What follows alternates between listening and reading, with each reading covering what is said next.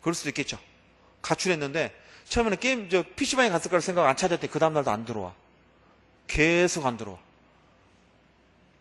핸드폰도 안 들고 나갔어.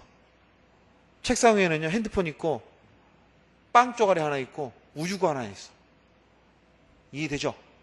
아버지는 뭐가 걱정이 될까? 아들놈이 밖에서 제대로 밥 먹고 다닐까 걱정할까요? 할까요? 하죠. 근데 이 아버지는 독특하게 그게 걱정스러운 게 아니라 저 빵과 우유를 내가 먹어도 되는지가 걱정되는 거예요. 무슨 말 하냐 그러냐면 사람이 집을 나가서 안 돌아오잖아요. 그럼 법에서는 걔를 뭐라 그러냐면 부재자라 그래. 가출인 그러지 않고 가출인 그래도 될 것 같은데 가출인 그러면은 좀 이 품격이 떨어진다 그래가지고 부재자가 뭡니까? 여기에 존재하지 않는 인간이라는 거야. 현재 이 장소에 존재하는 인간이라고. 그럼 부재자가 집을 나가면 가장 큰 문제가 뭐가 생길까요? 부재자가 남겨놓고 나간 재산이 있을 거 아니야. 그 재산을 관리할 문제가 생긴다고. 그럼 부재자 재산 관리를 어떻게 할까가 우리 시험 문제 해마다 단골로 무조건 나와. 재산 관리 어떻게 할까? 집을 나간 놈이요. 미성년자 19살, 16살짜리다 그러면요. 부재자 재산 관리를 따로 임명 안 하고 아버지가 그냥 관리해야 돼. 왜? 친권자가 있으니까. 친권자는 미성년자 재산을 관리할 의무가 있는 사람이거든. 근데 그게 아니라 집을 나간 사람이 21살짜리야. 21살짜리가 제2의 임요한이가 되겠다고 게임하고 있으면 아버지 열받아 안 받아? 열받을 거 아니야. 그래서 애 새끼를 좀 팼더니 애가 열받아서 집을 나갔어. 그러면 걔가 남겨놓고 빵과 우유 같은 건 아버지가 먹어도 돼야 한대요? 아들 빵은 아버지 겁니까? 아들한테 물어봐요. 아들 빵은 야 네 빵은 내 빵이다. 아들이 뭐라 그래? 그런 게 어디 있냐 그러겠죠. 그때는 이 아버지는 어떻게 해야 돼요? 법원에 뛰어가야 돼. 법원에 뛰어가서 부재자 재산 관리를 선임해 주세요라고 법원에 신청하는 거예요. 법원의 판사가 가정법원의 판사가 아버님께서 하세요라든가 아니면 큰형이 하세요 이렇게 재산 관리를 임명해 줘요. 그럼 재산 관리를 문제가 나오면 딱 두 가지야. 재산 관리할 때 어떻게 할 거냐에 대해서 케이스로 물어보는 경우가 있고 그걸 이론으로 물어보는 경우가 있는데 그 4번 문제를 봐보시면 4번 문제는 작년 시험 문제인데 뭘로 물어봤습니까? 이런 걸 보고 케이스를 빙자한 이론 문제라 그래. 그냥 법원이 부재자 갑의 재산 관리인으로 을을 선임하였다. 이에 관한 설명으로 옳지 않은 것은 그랬죠. 그래서 1번 봐보세요. 그럼 찍어봅시다. 한번 이거. 갑의 재산을요. 을이 임의로 처분했습니다. 여러분 저 재산을 관리하라 그랬지 처분하라 그러지 않았잖아. 근데 원래 재산을 처분하려면 법원에 허가 받아야 되거든. 근데 법원에 허가도 안 받고 처분한 다음에 나중에 법원이 허가했어. 그럼 여러분 허가는 원래 사전에 받아야 되는 거잖아. 사전에 허가 안 받고 나중에 허가 받은 이 허가도 유효일까 무효일까? 그럴 것 같잖아. 근데 판례가 괜찮다 그래. 원래 허가는 사전 허가지만 나중에라도 받으면 이 허가는 뭐 처분이 어떻게 된다? 괜찮다 그래. 그럼 1번 질문 어떻게 돼요? 맞는 질문이 되는 거예요. 이거 다 공부하고 시험을 보는 판례야. 그래서 허가 나중에라도 법원이 허가했다면 그 처분이 어떻게 된다고? 유효한 것으로 된다. 1번 맞고 2번 갑이 사망한 것으로 확인되면 의뢰의 권한은 즉시 소멸한다. 여러분 원래 이제 부재자가 집을 나가면 죽었을 수도 있고 살아있을 수도 있잖아.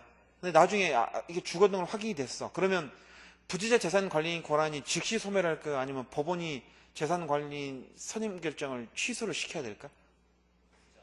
그래야 돼. 왜 우리나라 법원은요. 지가 무슨 일 했는데 지한테 연락도 없이 뭐 권한이 사라지면 굉장히 짜증을 내. 선임도 지가 했으면 나중에 그 선임 결정 취소 누가 해야 한다고? 법원이 해야 돼. 그럼 어떻게 법원에 연락해가지고 우리 집 나간 애가 죽은 걸로 확인됐으니까 부재자 재산 관리 선임 결정을 뭐 해달라? 취소해달라 그래. 그러면 그 다음에 어디로 가겠냐? 상소로 넘어가는 거야. 그래서 2번은 틀렸고. 정답이 몇 번이야? 그래서 2번이 정답입니다. 2번이.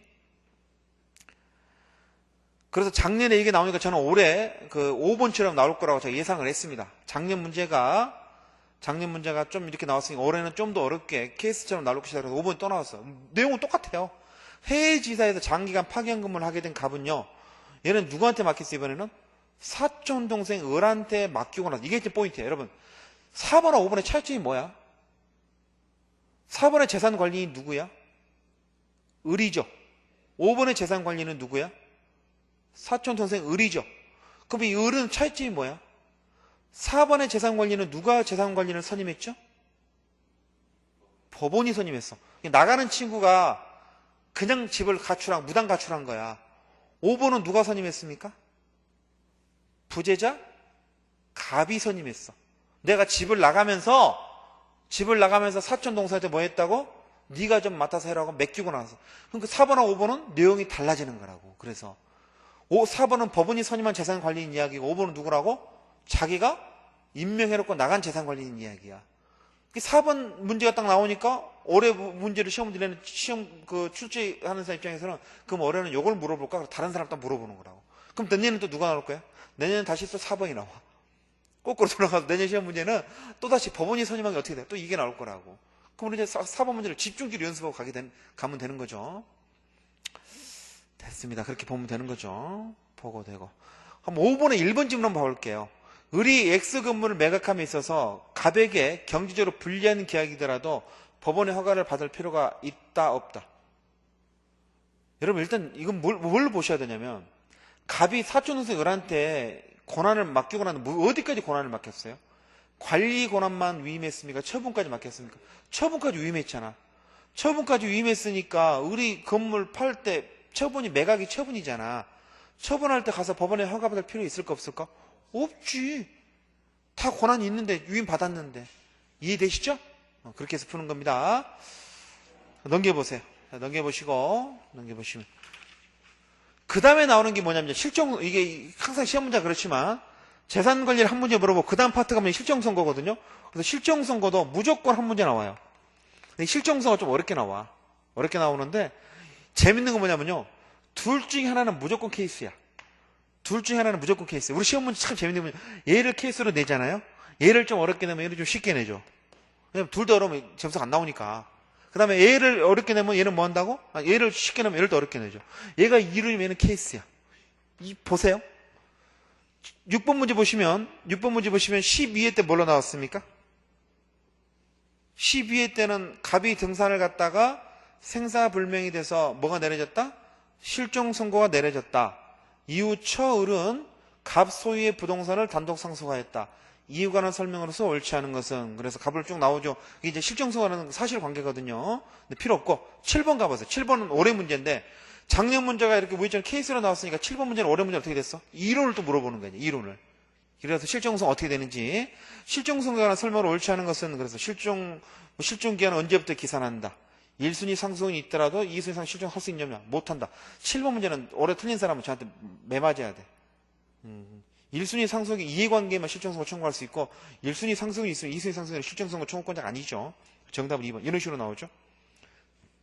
8번은 103조에 관한 이야기인데 8번 문제도 보시면 케이스로 나왔죠. 넘겨보실래요?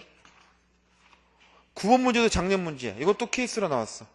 8번, 그거 아니라 8번은 작년치인데 103조에 관한 이야기고 9번은요. 부동산 이중매매에 관한 이야기거든. 이건 제가 올해 나온다 안 나오면 장을 지진다 했던 문제야. 그동안 2년 동안 안 나오고 있었어. 그래서 올해는 무조건 나와야 됐더니 아니나 다를까 올해 무조건 나왔죠. 시험장에 가기 전에 똑같은 문제 10번은 풀고 갔습니다. 갑은 을과 부동산 매매계약 체결하고 대금 전부 지급했는데 부동산 가격이 폭등하니까 병한테 다 팔고 병한테 넘겨줬어요. 이중매매죠? 을한테 안 넘겨주고 병한테 넘겨준 경우 그럼 어떻게 되는지 그런 이야기들. 90번은 불공정 법률행위 작년 문제인데 케이스로 나왔죠. 그럼 한 번 넘겨보실래요? 불공정 법률은 해마다 나오는 문제인데 이게 11회 올해 문제는 뭘로 또 물어봤습니까? 이론으로 물어봤어. 항상 우리 시험은 그래요. 한 번은 케이스면 그 다음에는 이론 문제, 11회는 또 이론 문제. 12회는 통정의 표시, 작년에 뭐 했습니까? 이론 문제였거든? 갑을병이 없잖아. 그랬더니 13번 문제 봐보실래요? 13번 가면 또 이제 어떻게 나오는 거야? 갑은 강질편을 면으로 또 케이스가 나와. 그러니까 한 해 이론이 나오면 그 다음에는 누가 나온다고? 꼭 사례가 나와. 그리고 사례가 나왔다 그러면 그 다음에는 이론이 나오고, 어렵게 나오면 쉽게 나오고, 이런 식으로. 그래서 문제 난이도를 다 조정을 해요. 그래서 13번 문제도 딱 보면 어려워 보이지만 이것도 시험장에 가기 전에 10번은 풀고 갔던 문제입니다. 문제 자체가 똑같아. 갑을병도 똑같고. 아무도 안 틀리죠. 14번 문제, 대리 문제 5문제 관계가 어렵게 나온다 그랬죠. 12회 때 대리 문제가 쉽게 나왔어. 14번 문제 보면 그냥 대리 짧잖아요. 딱 봐도. 계약의 무권 내려갈 설명으로 옳지 않은 거 짧게 나왔잖아. 갑을병도 없죠. 그러니까 15번도 어떻게 나왔습니까? 또 올해 문제는 갑은 을은 갑의 대리인이라 그래서 케이스로 나오는 거야. 이렇게. 한 번 이론이면 그 다음에 뭐로 나온다고? 케이스. 쉬우면 어려우고. 참 희한한 게 뭐냐면 시험 문제 내는 사람이 작년 문제를 놓고 내는 것 같아. 놓고 딱 봐가지고 작년에 어떻게 나왔네? 그럼 올해는 어떻게 하겠다? 이렇게 내겠다. 이런 식으로. 16번 문제도 그렇죠. 이게 소멸시효라는 문제인데 굉장히 어려운 문제거든요. 근데 16번 문제는 판례 문제 5개에서 어렵게 나왔어. 작년에는. 근데 올해는 어떻게 나왔어요? 17번 문제 똑같이 가불병 또 케이스로 나왔어. 한 번은 2로 나오면 그 다음에 뭘로 나온다고? 케이스로 나오고. 이런 분석을 혼자 공부하는 사람, 집에 독학하는 사람들은 할 수가 없는 거라니까. 그래서 학원을 다니네. 그래서 선생이 다 분석해가지고 어린날 문제를 맞춰서 학원서 모의고사도 보고 거기에 맞춰서 강의도 해요. 그러면 안 나올까? 절대 안 나온다고. 안 나온다니까. 안 나와. 그래서 학원을 다니는 거예요. 그래서 처음에 좀 힘들더라도 공부를 학원을 다니면서 해가지고 뭐 열심히 했으면 좋겠어요. 민법이 뭔지 알겠습니까? 예, 이상 마치겠습니다.